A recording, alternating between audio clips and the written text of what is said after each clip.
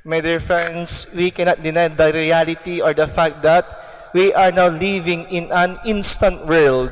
And in these days of instant communication, instant foods, instant digital photos, instant money, and even instant winner, it can seem obsolete or old-fashioned to talk about perseverance.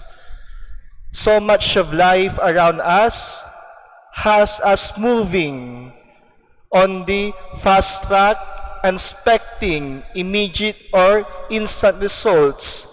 Sa ating panahon ngayon, maraming bagay ang nag-uudyok o nagtutulak sa atin sa mabilis na landas at umaasa sa mga agarang o mabilis na resulta. Yet, God's creation, even ourselves, reminds us or gives evidence that much of life is a gradual process na ang buhay ay unti-unti, utay-utay, dahan-dahan na proseso. Living, changing, growing, healing, loving, and forgiving take time, patience, and perseverance. And being patient and being persevering amid enduring situations can be some of life's more difficult challenges. In today's gospel reading, my dear friends, the Lord tells us that following Him is not easy.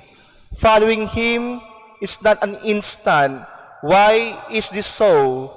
Simply because anyone who follows the Lord must bear witness to what Jesus does and preaches.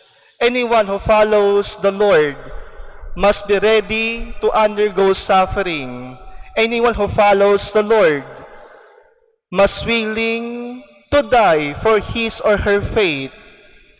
And because of this, my dear friends, some people will not always agree with the way the Christians are called to behave.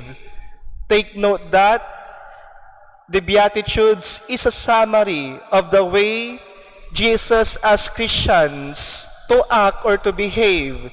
Jesus asked for simple living, peacemaking, caring for others, respect for creation, and God love of neighbor. And today the Lord adds that expect to be persecuted and to be disliked by others because we follow Him. In other words, because of our faith, people will seize us. People will persecute us. People will hate us because of the name of the Lord. However, my dear friends, the key word into this gospel reading is perseverance, pagtsatsaga. To persevere is to hold fast to the Word of God, knowing and believing that in the right time, fruit will come forth. And as we persevere, patience is needed. And for this, we often must rely on God's strength to help us to persevere and not to fall into hostile ways. Remember that when difficulties come to us, they can be turned into positive situations for the believer. By our patience and perseverance, we become witnesses to the fullness of Christian life, which entails sufferings as well as joy.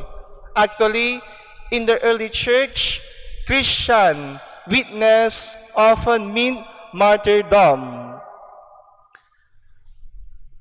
And my dear friends, we have to know that Christianity is a religion of the cross. Christianity is a religion of the martyrdom. So we can say that to be a witness or to be a Christian witness, to be a martyr is to persevere in one's faith and one's belief. And this act of persevering in one's faith or belief is considered admirable. Early Christians believed that the seed of faith is watered by the blood of martyrs, na ang binhi ng pananampalataya ay dinidiligan ng dugo ng mga martir.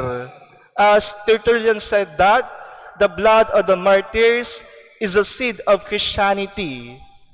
So my dear friends, we have to know also that Jesus Christ is the first martyr because He willingly shed His blood for our sake and for our salvation. And thus, the Lord calls us to be martyrs. And in what way?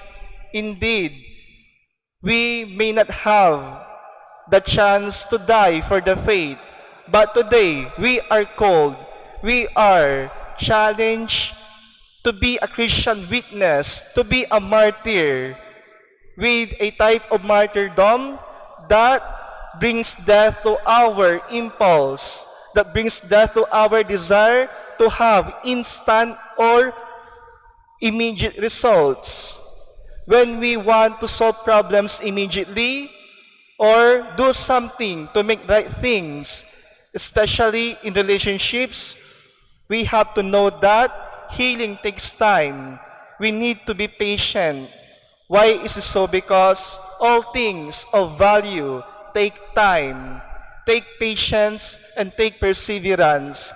Ang lahat ng bagay na may halaga ay nangangailangan ng oras, pasensya, at tiyaga.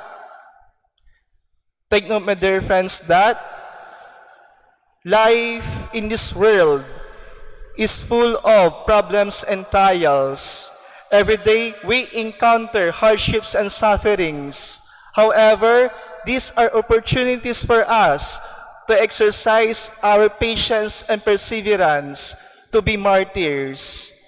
Patience enables us to endure painful and difficult situations without complaint. Sabi nga ni Fulton Sheen, patience is power. Patience is not an absence of action. Rather, it is timing. It waits on the right time to act for the right principles and in the right way. And my dear friends, Saint Gregory the Great also says something about another form of martyrdom when he says that all saints have been martyrs, either of the sword or of patience. We can be martyrs without the sword if we keep patience. So my dear brothers and sisters in Christ, as we celebrate today also the Red Wednesday, the Lord reminds us of our calling to be Christian witnesses, to be martyr by our perseverance and patience. As the Lord says today, by your perseverance, you will secure your lives.